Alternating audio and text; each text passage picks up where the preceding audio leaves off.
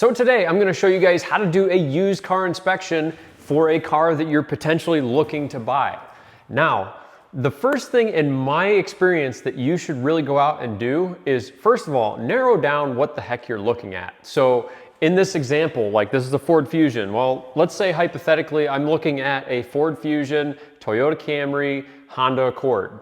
The first thing that I'm going to do when I'm looking at one of these cars is I'm either going to join a forum, if you can still find one that's active, or a Facebook group for the particular car that I'm looking at, and just lurk and just look and see what the common problems are with that generation of vehicle that you're looking at. You'll quickly find out what the common issues are with the particular vehicle that you're looking at.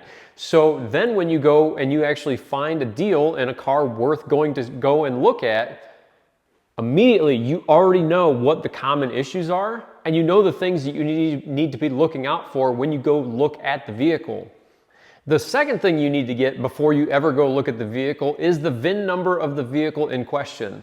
If the seller does not give you the VIN number of the vehicle, that is a massive red flag. Because with that VIN number, you should be doing a Carfax, a TrueCar. You know, there's probably 4 or 5 different versions of those services where they give you the vehicle's history, the maintenance records, if it's been involved in any accidents, anything like that. But you need to be aware that, somebody like me that does their own maintenance, I don't report my maintenance to Carfax. So you may find a really great used car deal from a private seller that does all their own maintenance, and you may not find anything on the maintenance history. So just something to be aware of. At the very least, you should be able to see when the vehicle was re-registered every year, and you should be able to see the mileage depending on the local jurisdiction. So with that, let me take this car outside and let me just show you guys what I'm looking for initially on any used car that I look at.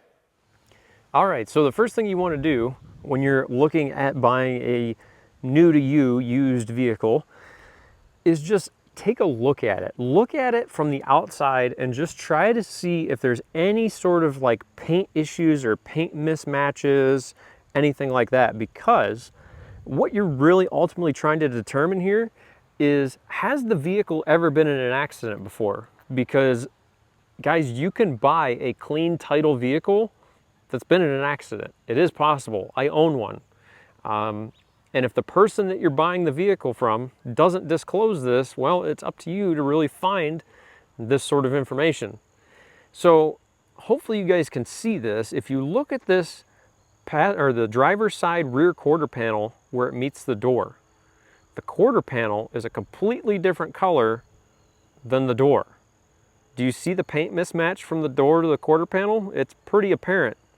So I know right away that this corner of the car has been repainted. Now what you have to do is you have to figure out, okay, why has this corner of the car been repainted? So the next thing that I'm going to look at is going to be the glass. So I'm going to look at the glass here because, I don't know if you guys can see that or not, but the glass will be etched with like in this case it'd be a Ford logo, like you can see there, Ford Motor Company, and you'll have the same thing on the back. So I know right away that the rear glass in this vehicle hasn't been replaced, the side glass here in this door hasn't been replaced, but this vehicle has taken a hit to some degree on this quarter panel. At the very least, the quarter panel has been repainted. The next thing I could look at is you come down here. If you look at the tail light right there by the edge of my finger, I'm not sure if the camera will pick it up, but there is a Ford logo in this tail light. So I know that the likelihood of that tail light having been replaced is virtually zero. So now I have pretty much isolated the damage to this part of the car. The next thing I'm going to do is I'm going to go inside the trunk and see if there's any damage to the floor of the trunk. So looking at the trunk, I'm going to pull the floor and just lift this up and kind of look everywhere in here. And you can see everything in here appears factory. So any impact that happened on this corner of the car simply could not have been that strong. Like, it had to be a very, very minor impact on this corner. The other thing that I was able to pick out as you can see, there's a little scuff there just behind the wheel. So something went on this corner. Maybe that was just a dent, like a door ding from a car, something like that. But at the very least, this quarter panel has definitely been repainted, because you do not have the same sort of paint mismatch here on the passenger side. You could see the light's actually really good on this side. So look at the paint from the door to the quarter. It's identical. And over here, you can see it's not quite the same. So the next thing I'm going to do is, if you suspect that the vehicle has actually been in an accident, the other thing that you can do is, most modern cars, you can see all of the panels of the car will have some sort of VIN stamp on it. So let's see.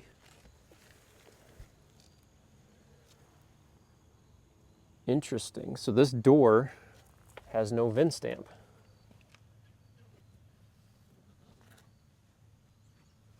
So I wonder, let's go to the other side. Does this door have a VIN stamp? Yes, it does. You see that? So something has gone on with that passenger side, or the driver's side rear door over here. You can see there's no VIN stamp.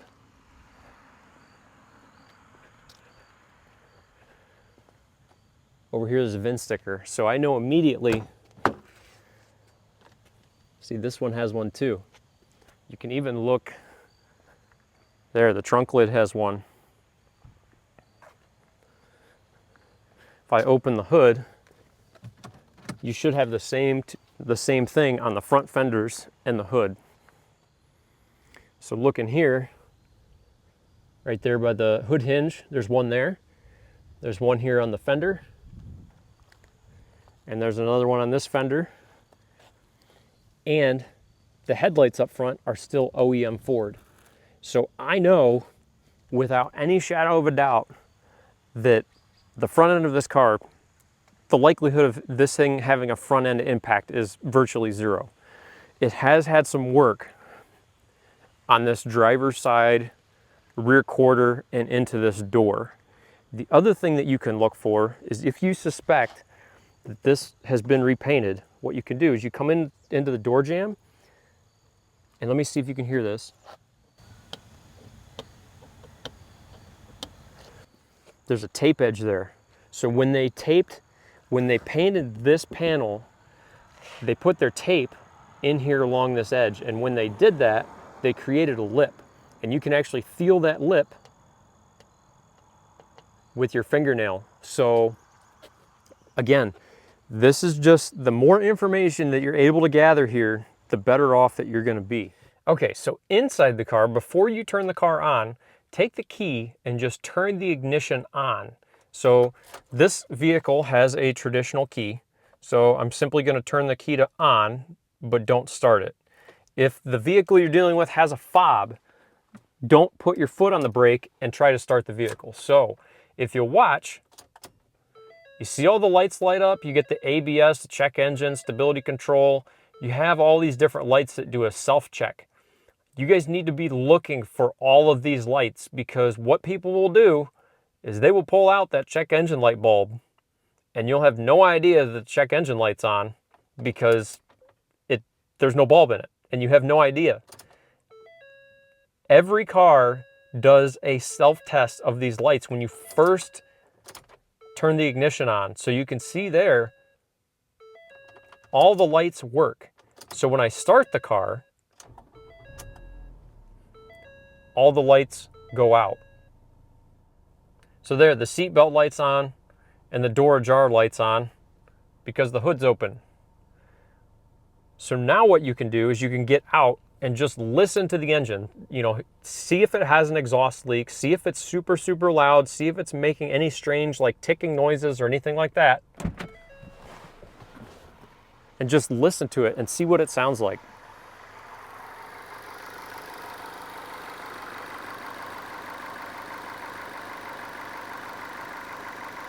So you can hear there, this thing's nice and quiet. It's not making any unusual noises. honestly, it runs fantastic. It's running like a top. So now what I'm gonna do is I'm gonna hop back in the car and I'm gonna shut it off, and I'm gonna do things like check the oil, check the coolant, check the transmission fluid, things like that. So like most used cars, when you pull the dipstick, this thing has had an oil change. So it's very, very hard to tell, you know, if there's any actual issues with this engine. The other thing that you can do is you can simply remove the oil cap and look down inside the engine with a flashlight. If it's all varnished up in there, well, you know the person who owned the car previous didn't bother changing the oil. If there's a bunch of yellow varnish and black sludge and things like that, yep, they didn't change the oil enough.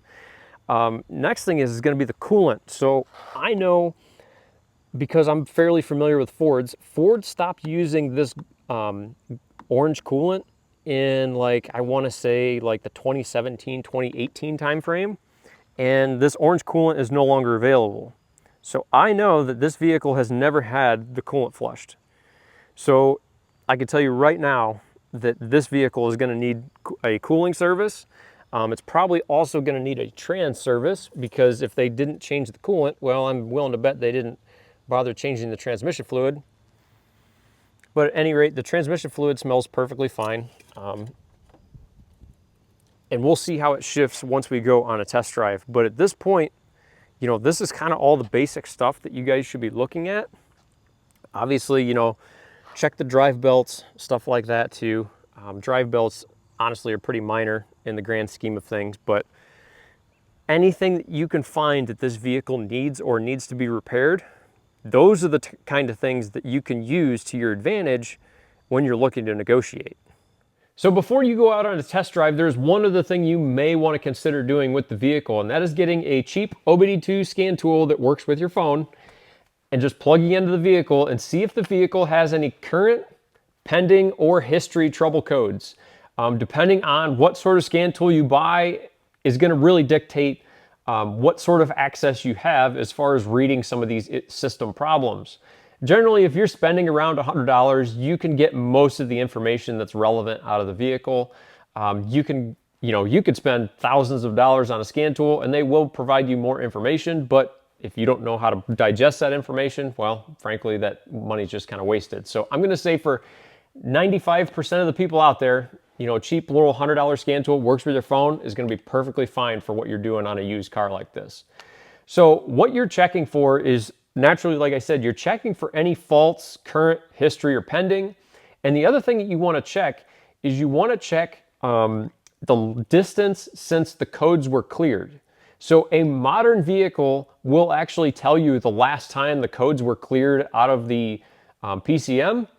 And what that can tell you is if there's any ongoing issues with the vehicle. So like if you're dealing with a private party and they just hit the clear button on the check engine light 2 minutes before you got there, with one of these scan tools, you can actually pick that up because you'll be able to see the amount of distance the vehicle has been driven since the codes were cleared.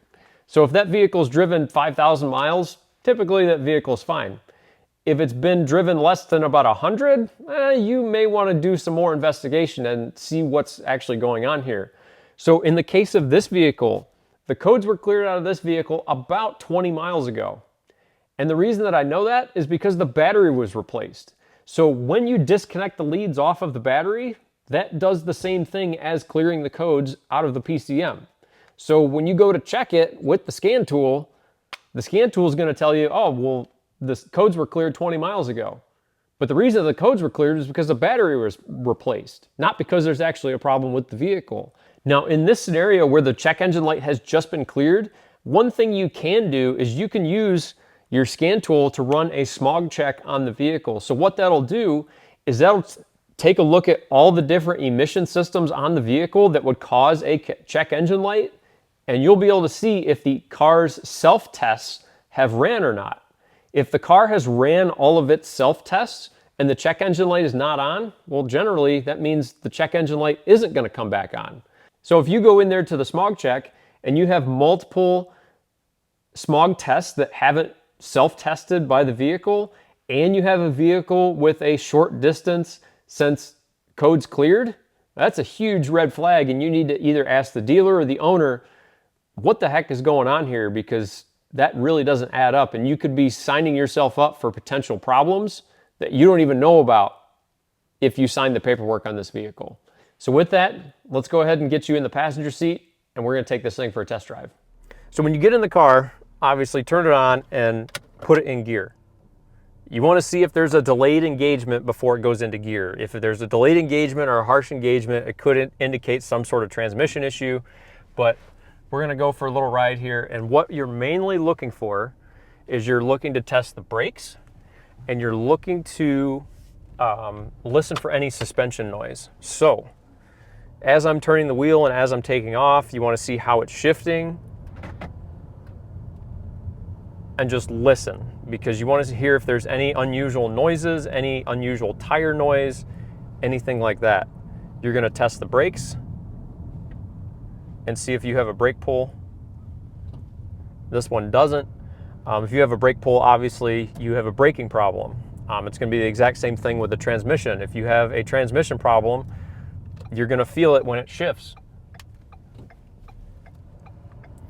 So one thing you do want to do at some point in your test drive is you want to just jump on it a little bit and see how it responds over, you know, some, I wouldn't say fully aggressive, not wide open, but some firm acceleration, just to make sure that the transmission is shifting how it's supposed to, the engine responds how it's supposed to, you don't have any strange misfires or anything like that. You really want to spend probably 5 to 10 minutes on a test drive, and you're gonna, again, just test all the functions, do all the windows work, go around, test all the door locks, do the locks function like they're supposed to. This is a test drive, not a joyride, contrary to what a lot of people do when they test drive a new car. Again, you know, doing all of these steps, you may find a transmission problem that if you find it now versus after you've bought the vehicle, it may save you $5,000, because then you have something to negotiate with. So I'm gonna jump on this thing a little bit here and just see how it responds.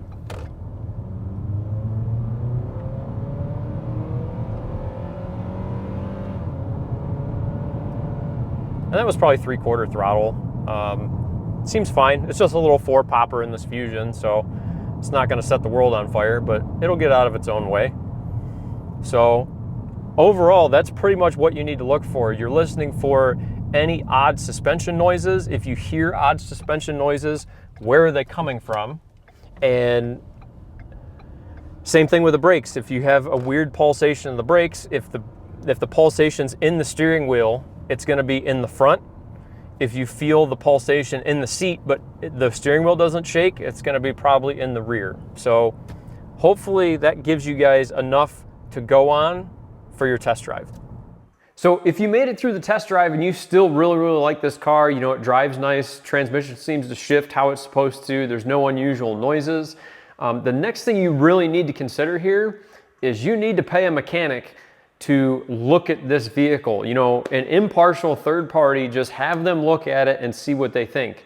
You know, it may cost you $200 to have this done, but let's say they find a major repair that this vehicle needs. Like maybe they're gonna find a major structural issue with this vehicle. Well, yeah, you're out $200, but you might have been out, you know, 7 or 10 grand on a pile of crap car because you didn't have this done. So what we're gonna do now is I'm gonna pick the camera up and we're just gonna walk around the bottom of this car and just kind of take a look at everything and see if there's anything unusual that sticks out underneath here.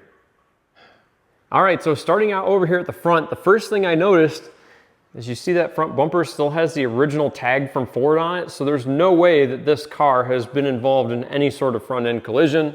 Everything in the front end appears to be as it left the factory. A couple of the things I did notice is the panel for the oil filter access is missing, and the panel for the oil drain is missing. So there's a couple things worth noting. The next thing you want to look at is going to be the front suspension. So you're going to want to look at, you know, the CV boots, ball joint boots, the front brakes, all of this stuff. And if you find any issues here, well, that's going to give you something to negotiate with the person you're dealing with, being it a dealer or a private individual. You want to make sure that, you know, all these rubber boots and all these bushings and stuff, all of this stuff is in good shape. If it's not, well, generally you're going to hear it on the test drive. You're going to hear some sort of clunking or any odd noises, but for all intents and purposes, this car appears to be in good shape. The other thing that you want to look at if you're up in the rust belt is the condition of the front and rear subframe. You know, this is a major structural component of this car, and if this piece is all rotted out, well, it may be a $2,000 or $3,000 repair to have something like this main cross member, this subframe replaced. So keep that in your mind. You know, again, that's giving you something to negotiate with. If you find major damage underneath this vehicle, at least you know to either A, walk away, or B, really start negotiating as far as the price of the vehicle. Because if it needs, you know, $3,000 or $5,000 worth of repairs and the vehicle is only worth 10 grand, well, suddenly it doesn't make sense to purchase that vehicle.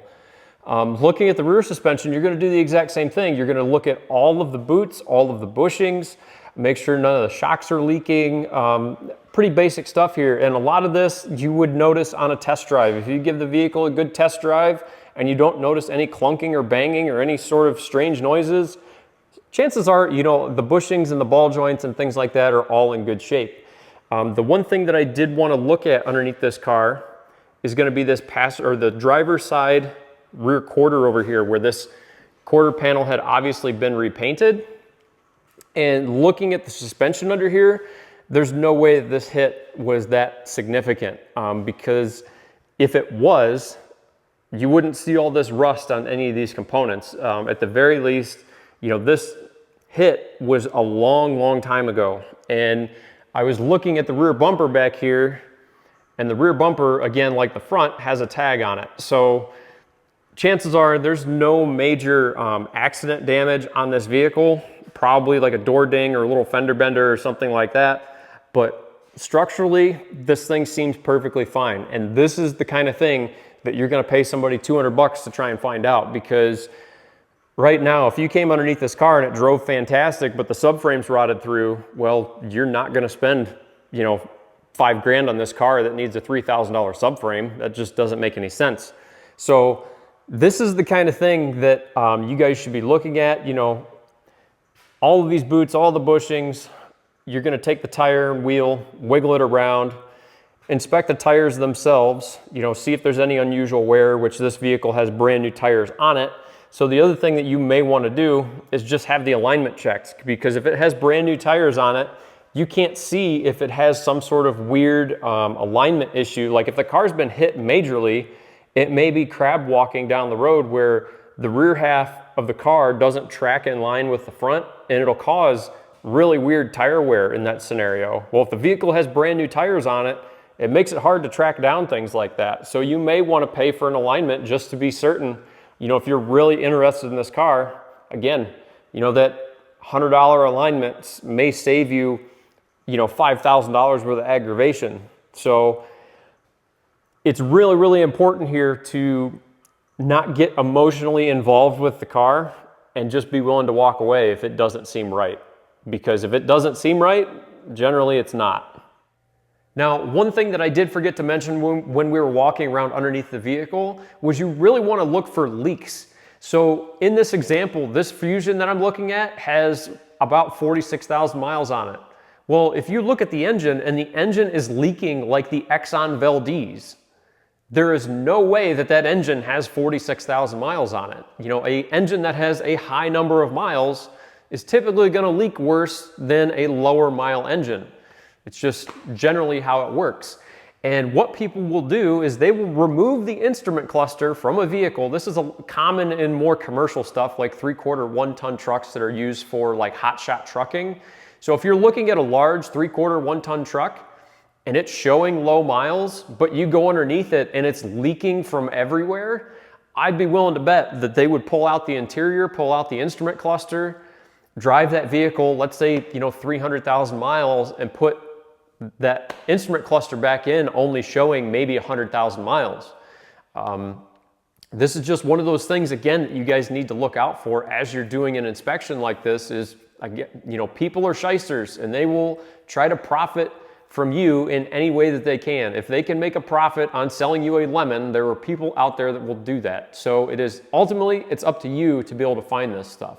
Now, the reason that I spent so much time in this video going over how to find accident damage is because, well, I have ran across vehicles that have been involved in an accident and the original powertrain has been swapped out of the vehicle. So, for example, my wife really likes this little Honda Fit. It's great for going to the grocery store, and I can put an 8-foot 2x4 in a 14-foot long car.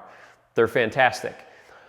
Anyway, I found a low mileage Honda Fit second gen, it's a 09 to 14 is the second gen, had 17,000 miles on it, manual car. I was like, cool, I'm really interested in this thing. I think the guy was asking like 7 or 8 grand for it. So I sent the dude a message and I said, hey, I see it has a rebuilt title. Where was this thing hit? Did you have to do any major work to the front end of this car? And he goes, yeah, it was hit in the front end. All the bags have been replaced, blah, blah, blah. Everything's been fixed. But I also had to swap out the transmission. So in this scenario, I'm looking to pay a premium price for a little bit older vehicle that has low miles on it. But because it was involved in an accident and the vehicle was hit so hard in the front end that it broke the transmission case, well, he had to swap in a transmission. So that car no longer has a low mileage transmission in it. So if the transmission doesn't have low miles on it, why am I paying a premium price for that car? So as soon as he said that, I was like, I'm out.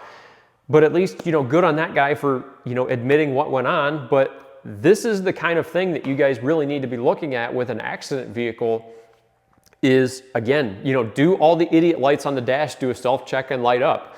Are there any codes in the vehicle? You need to really do a thorough inspection on an accident vehicle because there are people out there that will put resistors in place of airbags, and you will get, if the car's involved in another accident, the car doesn't have airbags in it. So they're like, when you go into an accident vehicle, it's a whole nother level compared to what I showed you in this video. So if you guys have any recommendations for anything I missed in this video, anything that you've seen in a used car inspection, please put it down in the comments and hopefully it'll help out some people. Guys, I will have links in the description to the OBD2 scan tool and to some other little ancillary tools that you may need to do a vehicle inspection on your own. As always, guys, if you guys liked the video, hit like. If you want to see more content, go down and hit subscribe. Thanks for watching, guys.